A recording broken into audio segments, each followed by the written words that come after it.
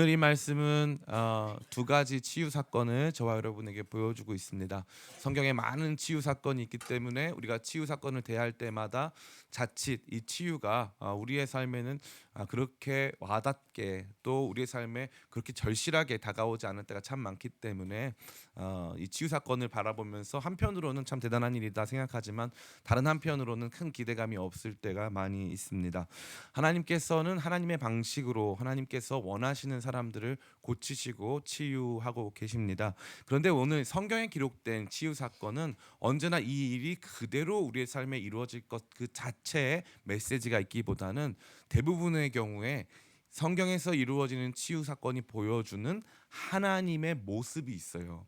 하나님께서 이렇게 하시는구나. 그래서 하나님은 이러한 마음이시구나. 하나님은 이러한 일을 이러할 때 이루어 가시는구나라고 하는 강조점을 이 말씀은 저와 여러분에게 주고 있는 것입니다. 그러니까 오늘 이 말씀을 제대로 이해하기 위해서는 우리는 이 말씀 속에서 하나님께서 어떻게 일하시는지 그러고 또 그렇게 일하시는 하나님의 마음이 어떠한지를 함께 생각하고 그러한 하나님을 만나고 체험하는 데 우리의 마음의 중심을 둬야 할 것입니다. 오늘 본문 속에서 베드로에 의해서 이루어진 두 가지 놀라운 치료와 회생 사건은 하나는 루따라고 하는 지역에서 애니아라고 하는 남자를 고치신 사건이고 다른 하나는 요빠라는 지역에서 다비다라는 여성도를 고쳐주신 살려주신 사건입니다. 다른 두 사건이지만 우리는 어디엔가 이 두 사건이 서로 연결되어 있음을 감지할 수 있습니다. 두 사건의 공통점이 있다는 거죠. 물론 차이점도 있습니다. 이 공통점과 차이점을 통해서 이 두 사건을 통해 성경이 또 하나님께서 우리에게 주시고자 하시는 말씀 잠시 같이 생각해 보기를 원합니다. 첫 번째 이 두 사건의 공통점은 무엇일까요? 애니아와 또 다비다의 회생과 치유 사건의 공통점은 첫 번째 신자들에게 일어난 기적이다라는 것을 우리가 알 수 있습니다. 우리 오늘 본문 32절 말씀 같이 한번 읽어보겠습니다. 32절 같이 읽습니다. 시작. 그때 베드로가 사방으로 두루 다니다가 아멘. 루따에 사는 성도들에게 내려갔다. 이 루따라고 하는 지역은 과거 이 애굽에서부터 올라오는 이 부분과 또 이 내륙 지방에서 내려가는 부분이 교차하는 이 교통의 요충지였습니다. 이 루따에도 교회가 생겨난 거죠. 한마디로 한편으로 이건 암시적으로 교회가 이렇게 빠르게 많은 곳에서 생겨나고 있었다라는 것을 보여주고 있는데 루따에 다른 사람들이 내려간 것이 아니라 성도들에게 내려갔다고 본문은 분명히 말을 해주고 있습니다. 이 애니아가 그러니까 그 성도들 가운데 있던 사람임을 우리가 볼 수 있는 것이죠. 또 다비다의 이 회생 사건에서도 역시도 단순히 사람들 사이에서 죽어있던 다비다를 살린 게 아니라 요청을 받고 내려갑니다. 우리 같이 한번 읽어보겠습니다. 36절이죠. 36절 같이 한번 읽어보겠습니다. 시작. 요바에 다비다라 하는 여제자가 있으니 그 이름을 번역하면 도르가라 선행과 구제하는 일이 심히 많더니 아멘.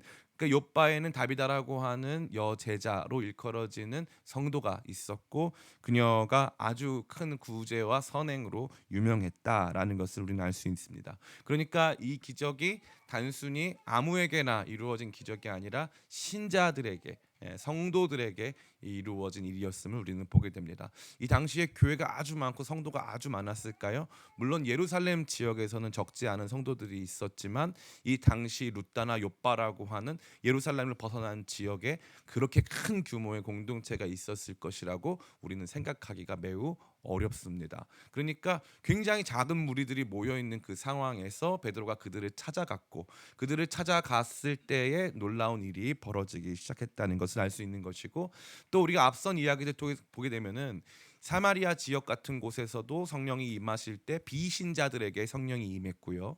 또 다른 모든 내용의 이 기적 우리 앞에 보게 되는 이 사도행전 9장 이전의 기적들은 대부분의 경우에 믿지 않는 사람들 사이에서 일어났습니다. 그리고 그 이후에도 여러 가지 기적들이 주로 믿지 않는 지역에서 이루어져서 그곳에서 교회가 생겨나는 그런 일을 보게 된 거죠. 그러니까 오늘 이 신자들에게 일어난 기적은 굉장히 그야말로 희귀하다라고 할 수 있는 것입니다. 두 번째 이 치유와 회생 사건은 어떠한 공통점이 있을까요? 바로 치유할 때 이름을 불렀다는 거예요. 이름을 불렀다. 이거 여러분들이 놓치기가 쉬운데 같이 한번 읽어보겠습니다. 34절 먼저 같이 읽겠습니다. 시작. 베드로가 이르되 애니야야 예수 그리스도께서 너를 낫게 하시니 일어나 내 자리를 정돈하라 한데 곧 일어나니. 아멘. 40절 같이 한번 읽겠습니다. 시작. 베드로가 사람을 다 내보내고 무릎을 꿇고 기도하고 돌이켜 시체를 향하여 이르되 다비다야 일어나라 하니 그가 눈을 떠 베드로를 보고 일어나 앉는지라. 아멘. 이 치유 기사에서 이름을 불렀다는 것 굉장히 중요한 공통점이라고 할 수 있습니다. 물론 하나님께서 치유하실 때 이러한 이름을 부르는 일이 종종 있지만 이렇게 번갈아 가면서 동시에 나타나는 두 가지 사건에서 공통적으로 이름을 부르는 것은 그렇게 흔한 것이 아니라는 것이죠. 또 세 번째 공통점이 있어요. 이러한 신자들에게 이름을 불러 고쳐주신 사건의 결과가 똑같았다라는 것입니다. 그 결과는 무엇입니까? 바로 주님께 돌아왔다라는 거죠. 35절 말씀 같이 한번 읽어보겠습니다. 시작. 루다 사론에 사는 사람들이 다 그를 보고 주께로 돌아오니라. 아멘. 우리 42절이죠. 같이 한번 읽겠습니다. 시작. 온 요빠 사람이 알고 많은 사람이 주를 믿더라. 아멘. 그러니까 이 루다라고 하는 지역과 요빠라고 하는 지역이 꽤 멀리 떨어져 있는데 두 지역에 있는 성도들에게 치유와 회생의 기적이 일어나자 그 해당 지역에 하나님을 믿지 않고 있었던 사람들이 이제 교회의 일원으로 들어오기 시작했다라는 것을 이 말씀은 보도해주고 있는 것입니다. 이와 같은 공통점이 있지만 당연히 차이점도 있겠죠. 차이점은 첫 번째, 한 사람은 애니야는 남자, 그리고 다른 한 사람이었던 다비다 노르가는 여성이었다는 거예요. 또 한 사람은 중풍병이라고 하는 질병이었고 다른 한 사람 다비다는 이미 질병에 의한 사망 상태였다라는 거죠. 또 애니야는 그의 중풍 기록만 8년 동안 중풍 질환을 앓고 있었다라는 기록만 있지만 다비다는 그녀의 선행이 아주 아름답게 감동적으로 기록되어 있습니다. 우리 다비다의 선행을 같이 한번 보길 원하는데요. 우리 같이 한번 읽겠습니다. 39절입니다. 39절 같이 읽습니다. 시작.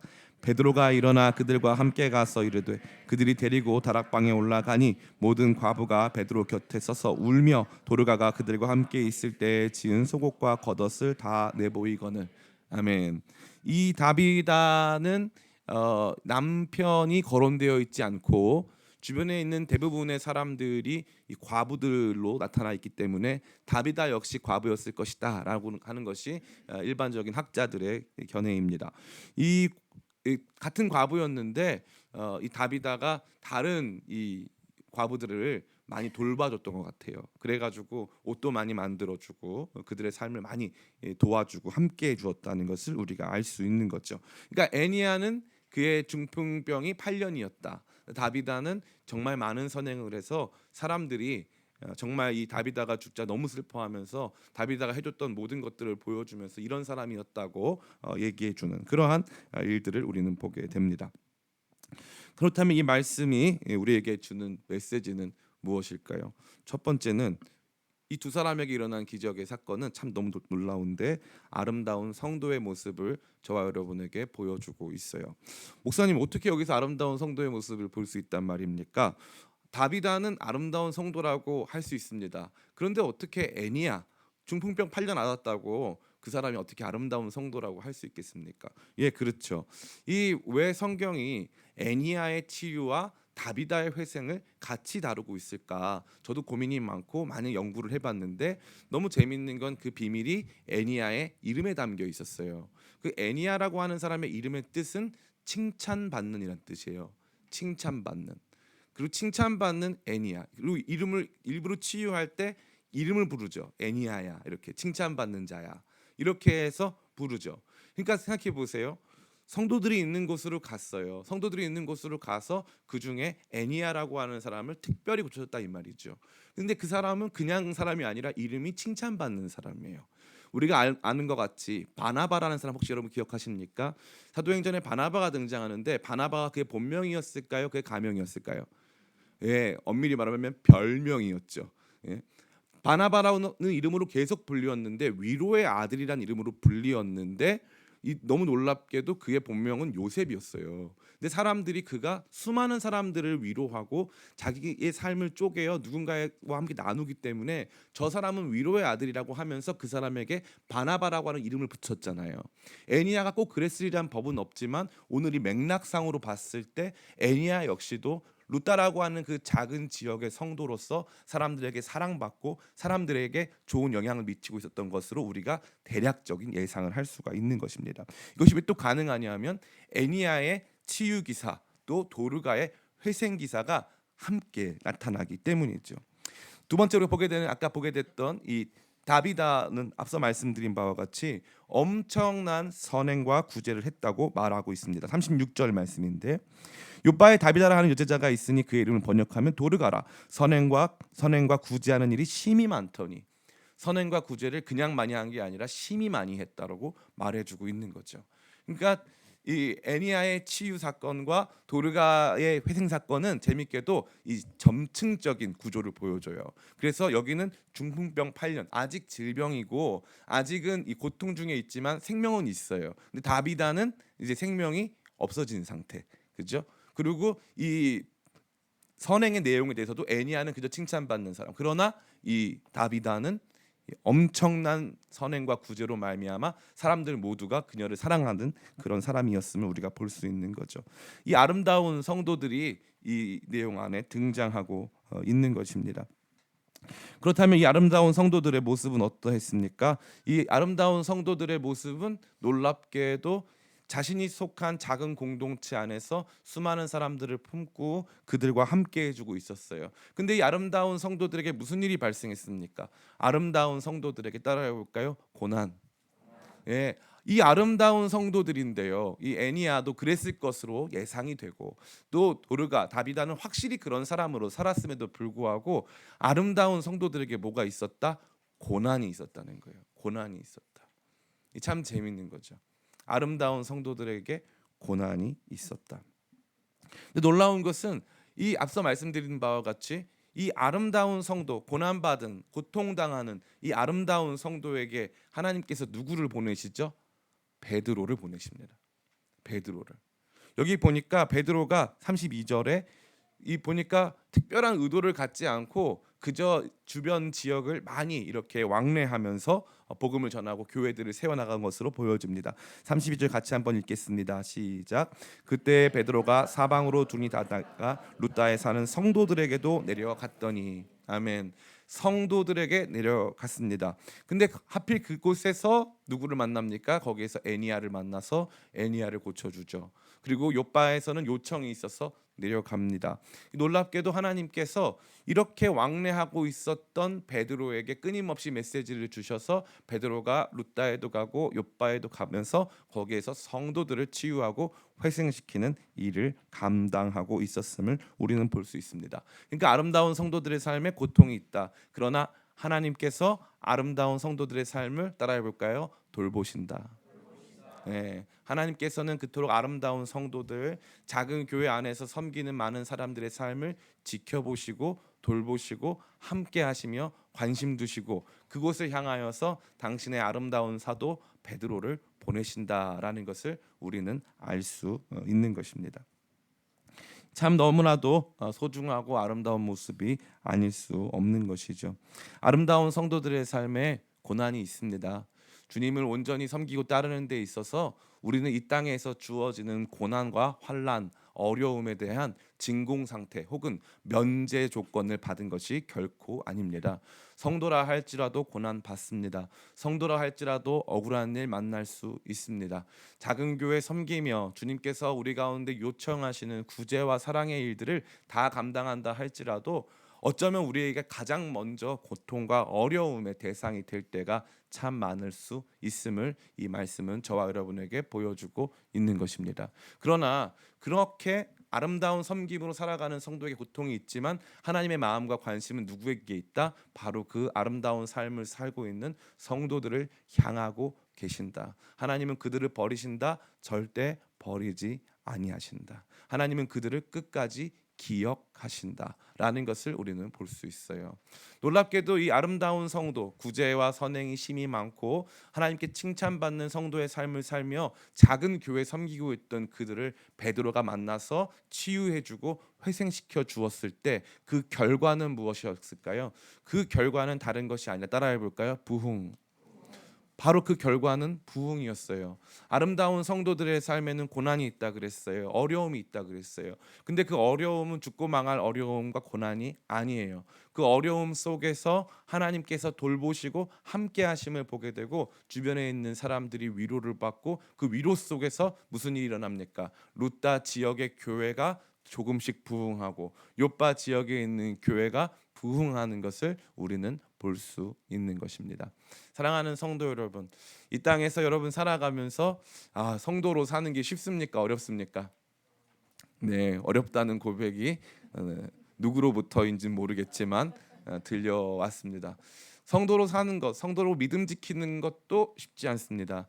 잘 믿고 열심히 살려고 하면 무슨 문제가 발생합니까? 삶에 시험이 많이 찾아오고 제대로 된 그리스도인으로 살려고 했을 때 우리가 상상할 수 없는 고난을 만날 때도 무척 많다는 것을 우리는 알 수 있습니다. 그러나 이러한 고난과 어려움이 우리에게 이상한 일이 결코 아닙니다. 신자들의 삶에는 반드시 이러한 일들이 주어질 수밖에 없습니다. 하나님은 저와 여러분의 삶을 고난 없는, 문제 없는 삶으로 부르신 것이 아니라 고난과 문제 속에서 하나님을 만나고 하나님의 마음을 알게 하는 성도로 우리의 삶을 인도하시는 것입니다. 제가 최근에 한 가정을 신방하고 왔어요. 남편분이 이 아내분을 심각하게 이렇게 핍박을 해가지고 아내분이 40일 작정 기도를 하면서 이제 남편의 회심을 위해서 기도한다라고 이렇게 말씀을 하시더라고요.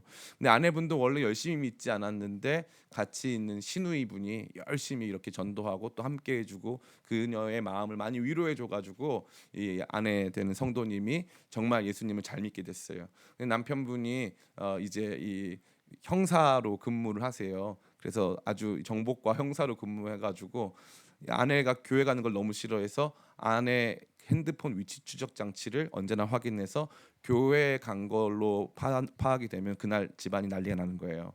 그래서 막 때리고 막 이러니까 너무 힘들잖아요.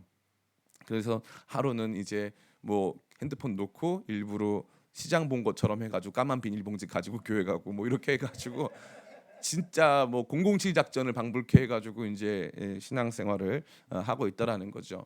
근데 이분이 그 과정에서 이 아내분이 원래 그렇게 신앙이 깊지 않았는데 그 과정에서 예수님을 인격적으로 만난 거예요. 그리고 나서 하는 고백이 참 너무 아름다워요.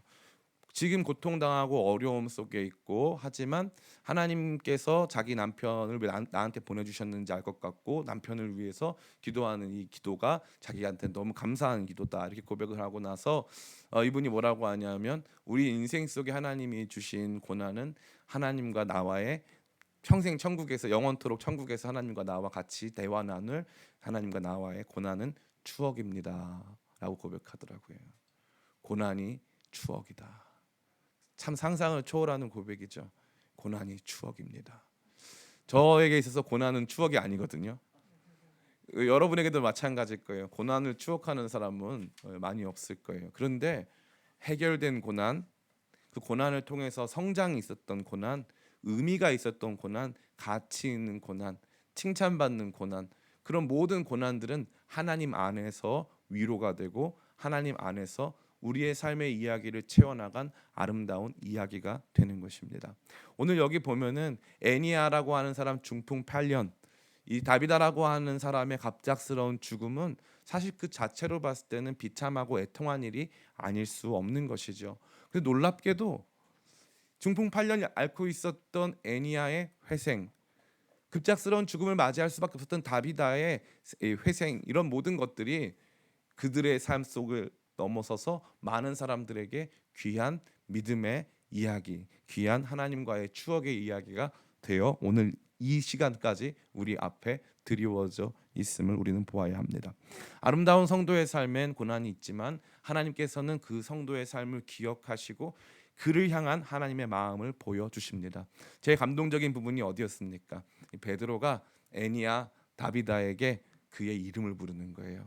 애니야야, 칭찬받는 자야, 도르가야. 이 도르가라고 하는 이 단어는 이 사슴이란 뜻이에요. 사슴. 그래서 더 정확하게는 여러분 혹시 막 이렇게 동물의 왕국 이런 거 보면은 가젤 있어요. 가젤 영양. 이건 예쁘잖아요. 그래서 우리로 치면은 꽃사슴이에요. 근데 과부들끼리 이름을 붙여줬을 텐데 서로 꽃사슴이라고 불러준 게 참 귀여워요. 아우 우리 다비다 씨는 꽃사슴 같아 이렇게 해가지고 서로 이름 붙여줬을 게 뻔한데요. 예, 꽃사슴이라는 이름이 붙여졌어요. 근데 하나님께서 마치 잠자는 아이를 깨우듯이 다비다야, 도르가야, 꽃사슴아, 그리고 애니야에게는 몸이 다 비틀어진 애니야에게는 애니야야 이름 불러가지고 그들을 고치심은 하나님께서 성도들 아름다운 삶을 살고자 힘쓰고 애쓰는 루타라고 하는 작은 지역에서 주님 섬기는 이 요빠라고 하는 지역 굉장히 활발한 이 항구 도시지만 그 가운데서 몇 명 없는 교회 섬기는 아름다운 선행으로 심이 많은 사람들을 구제하고 있었던 이 다비다 또 애니야의 삶을 찾아가셔서 그의 이름 부르심은 아름다운 성도를 향한 주님의 마음을 보게 하는 거예요. 주님은 그 아름다운 성도들을 결코 포기하지 않으세요. 하나님 나라를 위해서 살아가는 작은 교회 섬기는 성도들을 주님께서 기억하시며 그들의 이름을 부르시고 그들을 향한 주님의 마음을 오늘 이 말씀처럼 보이시는 줄을 믿습니다. 우리 기쁨의 교회가 아직 작은 교회여서 감사해요. 그죠? 그래서 여러분들의 섬김 따라해볼까요? 나는 부족하지만 목사님과 하나님 눈에 아름다운 성도. 네, 아멘이 없네요. 네, 상관없어요. 예. 여러분은 부족하지만 목사님이 중요한 포인트였어요. 하나님 눈에 아름다운 성도인 줄 믿습니다. 근데 그 아름다운 성도는 하나님 절대 포기하지 않으세요. 하나님께서 끝까지 그의 삶을 돌아보시고 기억하고 계심을 이 말씀은 보여주는 것입니다. 목사님 아름답게 예수님 섬겼는데 왜 내 삶은 이래요? 근데 하나님께서 그러한 삶에 지금도 관심 기울이고 계시고 언젠가 하나님께서 보내실 하나님의 사람, 하나님의 사도, 하나님의 사랑, 하나님께서 주시는 은혜가 남아 있는 줄을 믿습니다. 그래서 여러분들 끝까지 포기하지 마시고 이 땅에서 내가 아름다운 성도로 살아야겠다라고 하는 거룩한 교훈을 이 말씀을 통해 얻으시기를 예수님의 이름으로 축원합니다. 또한 이 말씀은 아름다운 성도를 넘어서 아름다운 사도의 모습을 보여주고 있습니다.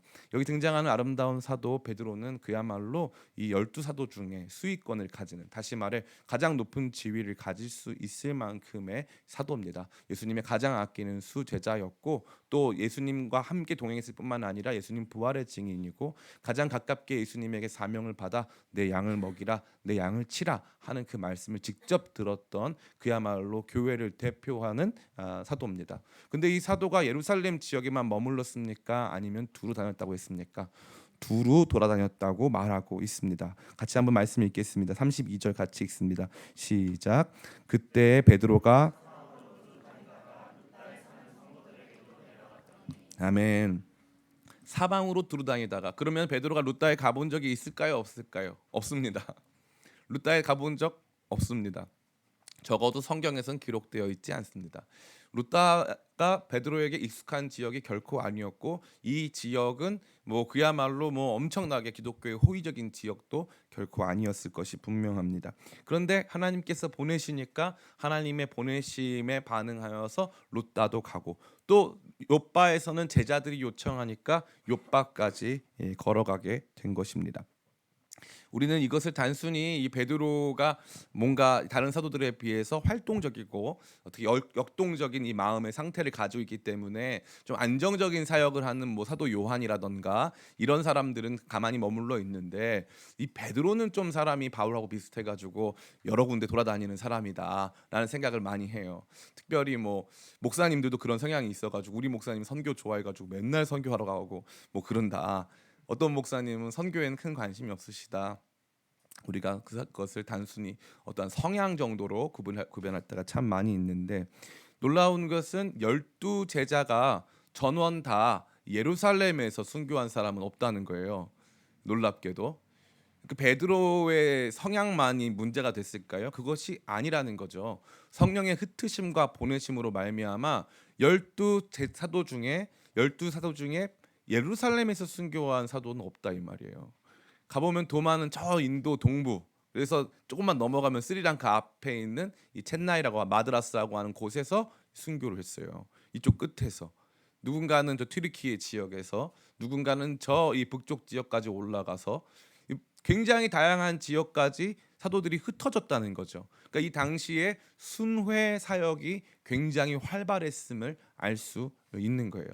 이러한 순회 사역은 단순히 2000년 전에 초대교회에서만 많이 있었을까요? 그렇지 않습니다. 한국 초대교회 선교를 이끌었던 두 명의 미국인 선교사가 있어요. 하나는 감리교회 아펜젤러 선교사고요. 이 하나는 언더우드 선교사님입니다. 이 언더우드 선교사님은 서울 지역과 또 평양 지역을 중심으로 해서 이 선교 사역을 펼쳤고, 아펜젤러 역시도 서울 한양 지역과 더불어서 이 호남 지역 중심으로, 인천 호남 지역 중심으로 사역을 했는데, 아펜젤러 선교사님은 여러분이 우리는 장로교니까 언더우드랑 친하지 아펜젤러는 별로 안 친하잖아요. 근데 놀랍게 이 1884년에 이 언더우드 선교사님과 아펜젤러 선교사님이 같은 배를 타고 인천 제물포항으로 같은 배를 타고 입성을 해요.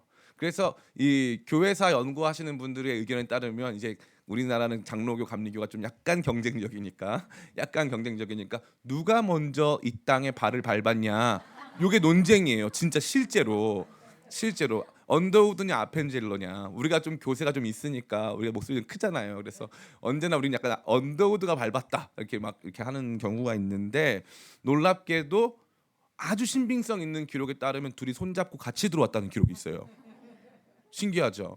그래서 우리 한국 교회 초창기에는 1910년대까지 뭐가 있었냐면은 서울에서 한양에서 선교사들이 모여서 하는 기도회 중에 장감 기도회라는 게 있었어요. 장감 기도회는 장로교, 감리교, 선교사 연합 기도회예요. 그 당시에는 신학적인 입장도 거의 차이가 없었기 때문에 장로교, 감리교가 한양에서 같이 모여서 선교사님들이 같이 기도했다는 거예요. 참 너무 놀랍죠. 그러다가 이제 이 목포 앞바다까지 내려가서 아펜젤로 선교사님이 배 타고 있었는데 그 배가 파선해가지고 그 아이를 여자 아이를 익사하려고 하는 여자 아이를 구하려다가 아펜젤로 선교사님도 목포 앞바다에서 익사하셔서 돌아가시게 되죠. 참 놀라운 이야기가 아닐 수 없어요. 그러면은 그 당시에 그분들은 어떻게 했느냐? 한국 교회를 세우려고 엄청 노력을 많이 하셨는데 그분들은 주로 순회하셨다는 거예요. 순회. 성도들을 돌아보셨다라는 거죠. 뿐만 아니라 제가 개인적으로 굉장히 존경하는 금산교회라고 하는 교회, 제가 교역자 수련회만 갔다 하면 가는 교회가 있는데, 이 금산교회의 이자익 목사님이라는 분이 계세요. 이분은 원래 마부 출신입니다. 조덕삼 장로님의 마부였는데, 이 조덕삼 장로님이 교회 가서 성경 공부하는 거 따라갔다가 거기에서 예수님 영접해가지고 이 이자익 목사님이 나중에 마지막에 그 금산교회 장로 투표를 해야 되는데, 이 조덕삼 집사와 이자익 이 집사가 있었는데, 장로 투표해야 되는 당연히 그 당시에 제일 유명한 그 지역에서 제일 부자인 조덕삼 장로님이 장로가 될 줄 알았는데 성도들이 이자익 마부 집사를 장로로 피택을 한 거예요. 그러니까 이 조덕삼 장로님이 어떻게 했느냐, 이자익 집사님은 자기가 곁에서 보았을 때 너무나도 훌륭한 분이어서 우리 금산교회를 이끌어 가시기에 부족함이 없습니다 라고 외치고 정말 기뻐했다는 거예요. 그리고 나서 이 이자익 장로님을 본인 사비로 평양신학교로 유학을 보내서 평양신학교에서 목사가 되게 한 다음에 자기 교회 금산교회, 자기가 장로로 있는 금산교회 담임 목사님으로 다시 초청을 해요. 그래서 거기 한국교회에서 이루어질 수 있는 가장 아름다운 스토리 중에 하나인데, 근데 이자익 목사님이 금산교회 목회를 잘했습니다. 근데 나중에 어떻게 한 줄 아세요? 교단에서 이자익 목사님 이제 금산교회 그만하시고 저 경상도로 가셔서 거기 싸우는 교회 있는데 그 교회 가서 그 교회 안정시켜 주세요 해가지고 이 이자익 목사님이 경상도 교회 가서 거기서 교회 안정시키고, 생전에 총 4개의 교회를 담임하시고 각 교회가 안정되면 다른 곳으로 떠나고 다른 곳으로 떠나신다는 거예요. 이 일이 비단 목사님 아칸 뭐 자꾸 50년 전, 60년 전, 70년 전 얘기만 하지 마시고 요즘엔 안 그래도 되는 거 아닙니까? 이재철 목사님이라는 분이 계세요. 이분은 주님의 교회라고 하는 교회를 정신여고에서 이제 이 한참 사역을 하시다가 10년 처음에 교회를 시작했을 때 이제 10년 강남 YMCA에서 시작을 했을 때 10년을 이 주님의 교회를 주님께 섬기겠다 하고 이제 했는데 교회가 엄청나게 부흥을 했죠. 엄청나게 부흥을 하고 나서 이 주님의 교회가 정신여고에 강당을 지어주고 교회가 이제 들어갔어요. 지금도 거기에 있는데 목사님은 10년 딱 하시고 하나님과 약속한 대로 그 교회를 사임을 했어요. 사임을 하고 어디를 갈까 했는데 이 교회 교단에서 목사님 저기 스위스 제네바에 가면 제네바 한인교회라고 하는 교회가 있는데 지금 싸워서 개판 났어요. 거기 가가지고 조금 돌봐주세요 하니까 목사님이 혼자 자기 몸 혼자서 제네바 가서 거기서 3년 동안 혼자 목회를 하면서 교회를 다 수습하고 3년 뒤에 다시 특별한 사역 없이 그 교회 사임하고 다시 한국으로 돌아옵니다. 오늘날 우리가 보기에는 목사님이 한 교회에 오랫동안 있는 거, 그래서 거기에서 머물러서 계속적으로 우리 목사님 되는 게 아름다운 사도, 좋은 목사의 모습 같아 보이지만 제가 가만히 보니까 성경에서 그 어떤 사람도 한 곳에서 시작해서 끝까지 가는 사람은 없다라는 거죠. 이거를 잘하는 교회는 감독제 교회들은 이걸 굉장히 잘해요. 그래서 그 교회에 계속 남아서 그 목사님의 영향력이 계속적으로 이 왕처럼 군림하지 않도록 하는 일을 하고 있다는 것입니다. 그런데 오늘 우리 사회에서는 이러한 일들을 보는 것이 굉장히 어려워요. 한편으로는 이미 많은 교회가 있기 때문에 목사님이 순회하지 않으셔도 괜찮은 상황도 있을 수 있고, 다른 한편으로는 이제는 조금씩 목회적 환경과 상황이 달라진 것일 수도 있음에도 불구하고 분명한 것은 오늘날 이 목사님 개인의 어떤 일신상의 안정보다 각 교회들을 돌보고 각 교회들을 새롭게 하기 위해서 순회하고 그들을 위해서 정말 자신의 삶을 희생하는 목회자를 만나기가 쉽지 않다라는 거죠. 목사로 살아가는 일은 안정되고 좋은 일일 때가 참 많아요. 그런데 제가 생각해 봤을 때 정말 여기에서 끝까지 가는 게 하나님께서 원하시는 일일까? 그것이 우상이 돼야 되고 그것이 전부가 돼야 되고 그게 좋은 목회자일까? 근데 최소한 오늘 이 말씀은 저와 여러분에게 베드로라고 하는 예루살렘 교회를 대표하는 사람의 모습을 보여주면서 그가 어떻게 행하였는지를 보여줍니다.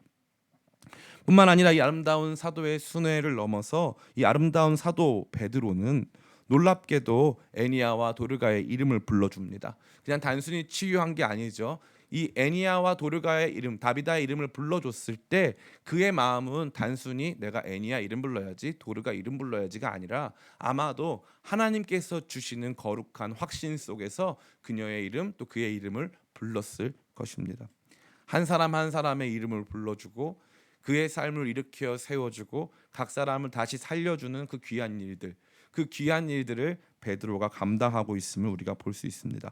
오늘 제가 43절까지 드린 걸로 알고 있었는데 42절까지만 읽었는데 43절에 이런 내용이 있어요. 제가 읽어드릴게요. 베드로가 욥바에 여러 날 있어 시몬이라 하는 무두장이의 집에서 머무니라. 아멘. 이 무두장이는 뭐냐면요, 가죽을 벗겨가지고 짐승의 가죽을 벗겨서 이 가죽을 이렇게 이 상품화하는 일을 하는 사람이에요. 그러니까 이 사람의 직업은 귀한 직업일까요? 천한 직업이었을까요? 네, 천한 직업이었어요. 천한 직업. 우리나라 직업으로 치자면 가파치라는 게 있는데 이 가파치와 비슷한 직업이 바로 이 무두장이라는 직업입니다. 그래서 유대인들은 일반적으로 이런 일을 많이 하지 않았는데 지금 이 무두장이 시몬이라고 하는 사람이, 시몬이라는 이름이 유대인 이름이니까 이 사람은 유대인임에도 불구하고 이 무두장이 일을 하고 있다는 것을 볼 수가 있죠. 욥바에 있을 때 베드로는 다비다 살린 사람이잖아요. 다비다 살린 베드로니까 사람들이 또 교회에 많이 모여들었으니까 아마 욥바에 있는 힐튼 호텔에 머물러도 될 거예요. 그죠? 욥바 5성급 호텔에 머물러도 될 텐데 사람들이 성도들이 안내해 준 곳은 무두장이 시몬의 집이었어요. 무두장이 시몬의 집. 거기에 머뭅니다. 고넬료가 찾아올 때까지 계속 무두장이 시몬의 집이 당분간 시몬 베드로의 집이 되는 거죠. 하나님께서 부르신 자리에 가서 부르신 모습으로 살아가는 거, 아름다운 사도의 모습 아니겠습니까? 저는 이 말씀을 보면서 저 자신을 많이 돌아봤어요. 저는 아름다운 성도인가? 그래서 고난이 있음에도 불구하고 하나님께서 맡기신 사람들을 위해서 선행을 베풀고 그들의 삶을 제대로 돌보고 있는 아름다운 성도인가? 저는 아름다운 사도인가? 그 생각도 많이 해봤어요. 많은 분들이 생각해요. 목사님 또 왜 저러시나? 목사님 무슨 일 있나? 아니에요. 착각하시면 안 돼요. 저는 언제나 주어진 말씀을 설교하잖아요. 제가 이 말씀을 정한 게 아니잖아요. 이번 주에 주어진 거잖아요. 우리가 한 조금씩 한 부분씩 나가면서 저는 이게 너무 신나요. 왜냐하면 제가 본문 정하는 게 설교하는 것보다 더 어려워요. 본문을 정하는 행위는 그 자체로 메시지를 가져요. 제가 만약 이 본문을 선택했다면 그게 메시지였을 거예요. 그러나 이것은 저에게 주어진 본문이에요. 제가 설교해야 하는 본문. 그러니까 막 고민이 되는 거예요. 이 본문을 어떻게 말씀을 전해야 될까? 이 말씀의 뜻은 무엇일까? 근데 여기서 분명히 드러나는 두 가지 그림. 아름다운 성도와 아름다운 사도의 그림이 있어요. 부름받아 나선 이 몸 어디든지 가오리다 그 마음이 제게 있는가? 아름다운 성도로 살아가며 제가 죽었을 때 수많은 사람들이 여기 이요한 목사님이 주신 이 옷을 보시라고, 이요한 목사님이 먹이신 이 아이를 보시라고, 이요한 목사님이 섬겨주신 이곳을 보시라고 할 만한 그러한 선행과 구제의 장소가 제게는 있는가? 그 고민을 엄청나게 많이 한 거예요. 아름다운 성도에게 아름다운 사도를 보내시는 하나님께서 오늘 한국교회를 바라보시며 우리를 바라보시며 어떠한 마음을 가지실까? 아름다운 사도는 아름다운 성도, 가장 낮은 곳에서 최선을 다하는 성도에게 가려하지 않고 아름다운 성도들은 보기 드문 그런 시대는 아닌가 하는 생각을 많이 하게 되었습니다. 이제 말씀을 마칩니다.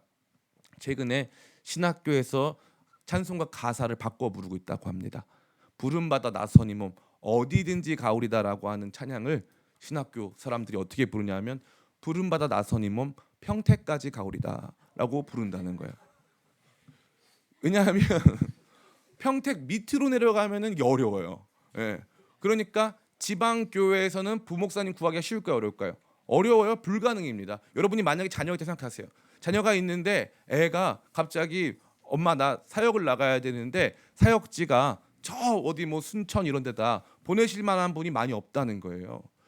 근데 누가 대부분 그런 마음을 가지고 있습니까? 신학생들 역시도 멀리 있는 사역지는 안 가려고 하는 거예요. 다 어디에 모여 있어요? 다 여기 위에 모여 있는 거예요. 그래서 한동안 작년까지는 분명히 부름받아 나선이 뭐 평택까지 가오리다였는데 요즘은 또 바뀌어서 부름받아 나선이 동탄까지 가오리다로 바뀌었다고 하더라고요. 조금씩 올라오고 있어요. 이게 지금 아무도 안 가려고 합니다. 이 기가 막힌 모습 아닐까요? 오늘날 우리 시대에 아름다운 사도, 아름다운 성도 어디에 있습니까? 저는 우리 기쁨의 교회가 아름다운 성도들로 가득 채워지기를 원합니다. 아름다운 성도로 살아갈 때 고난이 있어요. 그런데 하나님께서 기억하십니다. 선행과 구제를 힘쓰고 주변에 있는 주변 성도들의 삶을 돌아볼 때 하나님께서 여러분의 삶을 기억하시고 여러분을 돌아보시고 여러분의 삶에 하나님과의 거룩한 추억을 쌓아가시는 줄을 믿습니다. 제가 이 말씀이 왜 좋았냐면 성도들 사이에서 서로가 서로를 바라봐주고 성도들 사이에서 행하여진 구제와 선행의 이야기가 많이 등장하기 때문이에요. 서로 사랑하는 교회에 부흥이 있는 줄을 믿습니다. 교회가 서로 사랑하려면 거기에 누가 있어야 되냐면 아름다운 성도가 있어야 돼요. 아름다운 성도, 자기를 내어주는 성도가 있을 때 교회가 서로 사랑할 수 있는 것입니다. 저 사람은 왜 나 저런 눈으로 바라보는 거야? 저 사람은 왜 일을 안 하는 거야? 저 사람은 왜 설거지를 안 하는 거야? 이렇게 하면서 눈 흘겨가면서 하는 교회의 성장과 부흥은 없습니다. 제가 누누이 말씀드리죠. 어떤 교회도 복음과 진리 때문에 싸우는 교회는 거의 없어요. 다 뭐 때문에 싸웁니까? 설거지, 찬양팀, 찬양대, 성가대 때문에. 감사하게 우리 교회 성가대는 조금 싸울 일이 별로 없어요. 이놈이 여기서 싸우면 문제 많아요. 지금 성가대 실력이 늘고 있다고 합니다. 지금 사람이 없으니까. 예. 네, 그런데 우리 안에서 이 아름다운 성도들이 있을 때 교회가 부흥하는 거예요. 아름다운 성도들을 하나님께서 아름다운 사도, 아름다운 사랑, 아름다운 은혜를 보내사 그들을 고쳐내시고 그들을 고쳐내실 때에 성도들의 삶이 바뀌기 시작했을 때 주변에 있는 모든 사람들이 교회로 모여드는 이러한 아름다운 교회 꿈꾸며 아름다운 성도 되시기를 축복합니다. 또한 아름다운 사도의 모습이 무엇인가를 발견해서 우리가 진짜 존경해야 되는 목사님, 말씀 잘 전하는 목사님, 유명한 목사님, 재밌는 목사님 이런 목사님만 좋아하는 게 아니라 진짜 사도된 목사님, 진짜 교회를 사랑하고 진짜 열방을 향한 하나님의 마음을 품고 어디선가 가서 한 성도 한 성도의 이름을 불러가며 애니아야 도르가야 하면서 그의 삶을 돌아보며 하나님께서 주시는 말씀 증거할 수 있는 열방을 품은 귀한 아름다운 사도들을 바라볼 수 있는 우리의 시선 되게 하여 주시옵소서. 그리고 아름다운 성도들에게 아름다운 사도를 보내시는 하나님 마음 알게 하시옵소서. 이러한 마음으로 나아가는 저와 여러분 다 되시기를 예수님의 이름으로 축원합니다. 제가 기도하겠습니다. 아버지 감사합니다. 사도행전 놀랍고 위대한 역사가 기록되어 있습니다. 교회가 부흥했습니다. 하늘의 밀알이 땅에 떨어져 썩었더니 거기에서 생명이 태어나기 시작했습니다. 교회가 성장하고 부흥하고 수많은 사람들이 복음 안으로 들어오는 이 위대한 이야기 속에 아름다운 성도들이 있었습니다. 자신의 것을 아끼지 아니하고 함께 성도된 형제 자매들과 자신의 삶을 떼어 나누었습니다. 서로를 사랑하는 이름으로 불러주고 서로를 품어주는 삶을 살았습니다. 주님, 우리 한국교회와 우리 기쁨의 교회에 아름다운 성도들 많아지게 하여 주시옵소서. 아름다운 성도로 산다는 것은 고난과 어려움이 면제된다는 것을 의미하지 않습니다. 때로는 더 큰 고난과 어려움이 찾아오기도 합니다. 그러나 오늘 이 말씀과 같은 말씀들을 통하여 아름다운 성도들을 기억하시고 결코 잊지 않으시고 그들의 삶에 찾아가 그들을 고치시고 살리시는 하나님의 놀라우신 은혜를 이 말씀이 보여주고 있는 가운데 있사오니 끝까지 아름다운 성도로 살기를 포기하지 않는 우리 귀한 기쁨의 교회 성도들 다 될 수 있도록 은혜 더하여 주시옵소서. 또한 주님, 아름다운 사도에 대해서 바라보게 하여 주시옵소서. 유튜브 조회수 많이 나오는 목사님, 유명한 목사님, 책 잘 쓰고 말 잘하는 목사님만 위대한 목사님이 아니라 이름도 없이 빛도 없이 부름받아 나서니 몸 하면서 주께서 부르시는 곳이라면 저 어디선가 불편하고 힘든 곳도 찾아가시는 목사님, 그런 분들 귀히 여기고 그런 분들 진짜 아름다운 하나님의 종들이라고 고백할 수 있는 우리의 시선이 넓어진 그러한 우리 교회와 성도들에게 도와주시옵소서. 마지막으로 주님, 그런 아름다운 성도들에게 아름다운 사도를 보내사 하나님의 마음 알게 하시는 주님을 더 깊이 아는 우리 되도록 역사하여 주시옵소서. 감사드리며 예수님의 이름으로 기도드리옵나이다. 아멘.